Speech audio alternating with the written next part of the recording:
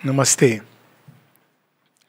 तो अगर मुझसे पूछा जाए कि संसार में सबसे सीक्रेट चीज़ क्या है, तो मैं कहूँगा फ्रीडम ऑफ चॉइस है। चुनाव करने का अधिकार ये हमें भगवान ने दिया है। उसके बाद बाकी चीज़ें प्रारंभ होती हैं। तो अक्सर जब लोग ये कहते हैं कि नहीं, उसने कहा था, ये प्रेशर था, ये कंपल्शन था, समाज का ये प्रेशर था, माता पिता का ये था, हस्बैंड का था, वाइफ का था, बच्चे का था, तो मेरा कहना है एक्सक्यूज मी, आपके अंत में दस्तखत हैं और वही चीज़ काउंट होती है। ना किसी को अपनी फ्रीडम ऑफ चॉइस देनी चाहिए, ना किसी की फ्रीडम ऑफ चॉइस लेनी चाहिए। ये अधिकार किसी ने नहीं दिया है हमें। कोई दे भी अपना सर्वस्व, तो फ्रीडम ऑफ चॉइस नहीं लेना। उसको ये हमेशा कहना कि फ्रीडम तुम्हारी रहेगी। वो एक मनुष्य का, वो कहते हैं ना, स्वराज तुम्हारा जन्म सिद्ध अधिकार है। तो स्वराज का मिनिमम मतलब ये है, पूर्ण मतलब है मास्टरी ओवर वन सेल्फ।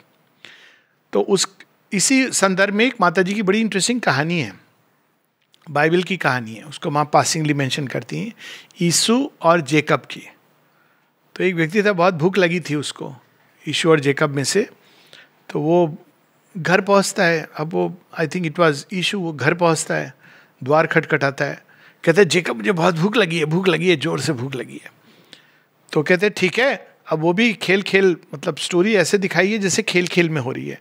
हाँ, लेकिन तुम मुझे क्या दोगे? उसने कहा अरे कुछ भी मांग लो, मुझे भूख लगी इस समय। कहते तुम मुझे अपना बर्थ राइट दे दोगे? कहता हाँ। तो वो पॉरिज दे देता है। तो माँ कहती हैं कि ये कहानी बड़ी सांकेतिक है।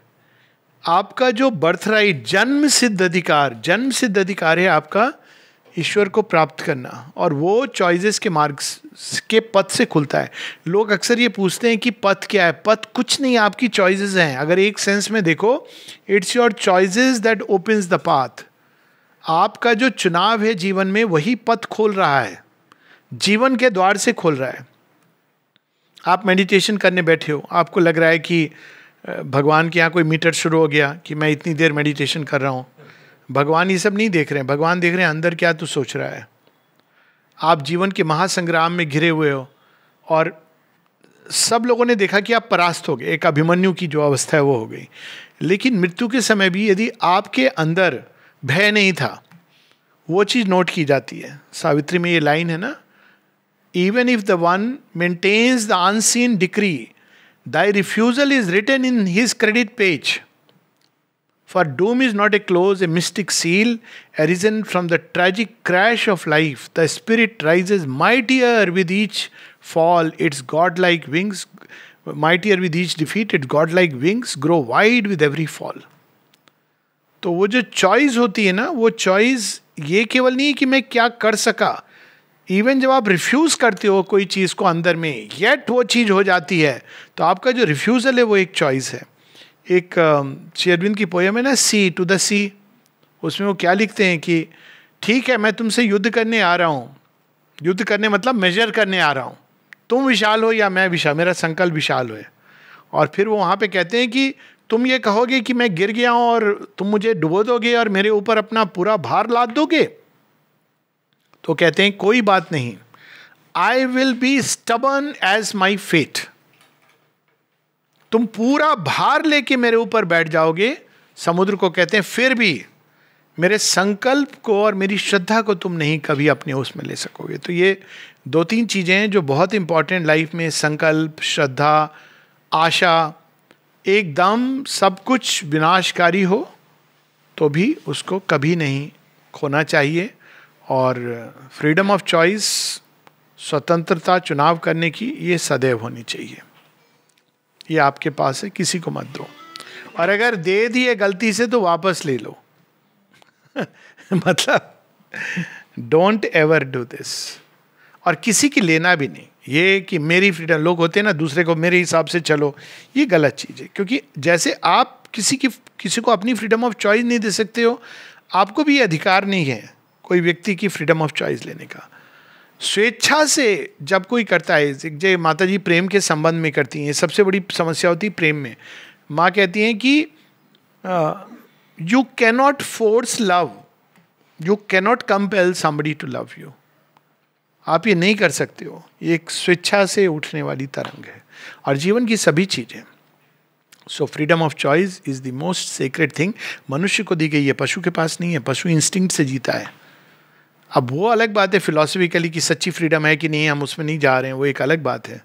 माँ से एक बार अमल किरण ने पूछा, mother is there, you don't tell me about philosophy, I have read everything and thought about it, just tell me one thing, do we have a free will or not?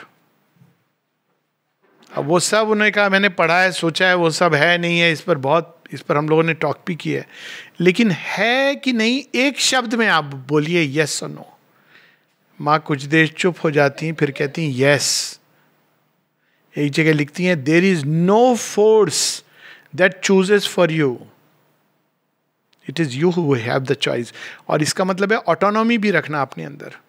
जब आप यस करते हो किसी चीज के लिए तो किसी और को दोषी नहीं बना सकते हो। उसने मुझे ऐसा कहा, उसने कंपेल किया, it has no meaning from the higher standpoint. I made a choice, even if I fell down, I made a choice. So सदैव उसमें एक स्ट्रेंथ होती है। जब कोई व्यक्ति इस तरह से जीवन जीता है ना, उसके अंदर एक स्ट्रेंथ होती है। ये नहीं कि दूसरों को ब्लेम करना, अरे क्या करूं मैं, उसके कारण ऐसा हुआ वैसा हुआ। नहीं, आपके कारण हुआ। जो आपके जीवन में घटित हुआ है केवल उसके लिए आप जिम्मेदार हो और कोई नहीं। आप कह सकते हो कि मेरे अंदर इतनी स्ट्रेंथ नहीं थी रिफ्यूज करने की, या सामर्थ्य नहीं था परिस्थितियों में, तो वो आपका ही है ना। अंत में choice is with you. So exercise this freedom of choice, learn to say no. इसी से इंडिविजुअलिटी फॉर्म होती है। इंडिविजुअलिटी के फॉर्मेशन के बिना आप स्पिरिचुअल लाइफ में फर्स्ट स्टेप नहीं ले सकते। माँ कहती है यदि आप सोशल बातों के हिसाब से अपना जीवन जी रहे हैं कि समाज क्या कहेगा, वो क्या सोचेगा, माँ कहती है you are not ready to take the first step into the spiritual life. जितने भी लोग आप देखोगे समाज जो स्पिरिचुअल लाइफ में गए हैं, they are all fiercely individualistic. Name one personality and you will see they are all fiercely individualistic. क्योंकि उसमें वो तो मिनिमम चीज, जब आपकी इंडिविजुअलिटी फॉर्म होती है तब आप सरेंडर करते हो। माँ कहती तुम कह रहे हो सरेंडर है क्या तुम्हारा, तुम तो खुद ही ड्रिवन हो भाई इसके उसके। तो जब आप चुनाव करते हो तो आपकी इंडिविजुअलिटी फॉर्म होती है। जब इंडिविजुअलिटी फॉर्म होती है तब आप सरेंडर करते हो। आप कहोगे नहीं अगर मैं चुनाव करूंगा तो ये होगा वो, हाँ होंगे परिणाम। आप चुनाव नहीं करोगे उसके भी परिणाम होंगे इंसिडेंटली। जब आप चुप रहते हो उसके भी परिणाम होते हैं। यही तो गीता में श्री कृष्ण बताते हैं, तू नहीं युद्ध लड़ेगा फिर भी तू ही भागी होगा उस दोष का, जब रक्त रंजित भूमि होगी और वहां पे तेरे ही बांधव वो धूल में और रक्त में सने होंगे, तब भी तू ही जिम्मेदार होगा। तू कहेगा मैंने युद्ध नहीं लड़ा, तेरा ना लड़ना भी चुनाव है, चुप रहना भी चुनाव है, कुछ नहीं कहना भी चुनाव है। Life is a question of choices we make. नमस्ते।